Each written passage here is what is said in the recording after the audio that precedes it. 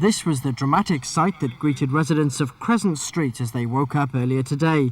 At 6 o'clock this morning, a large chunk of tarmac, roughly 30 feet long, slipped away, leaving a huge crater.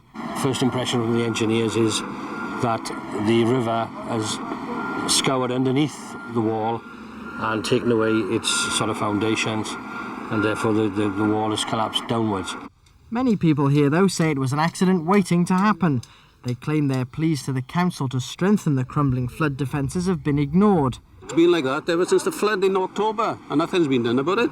I got photos in here that I took last week of the crack going bigger and bigger. They had to wait for a big accident to happen before anything was done. It's been flooded, I don't know, many times.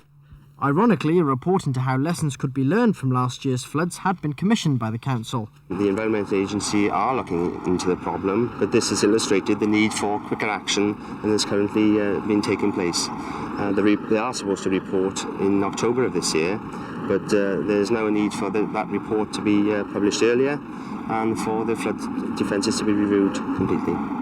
Council engineers have now closed the road and are assessing the damage, but they say it's still too early to tell exactly what was responsible for the collapse.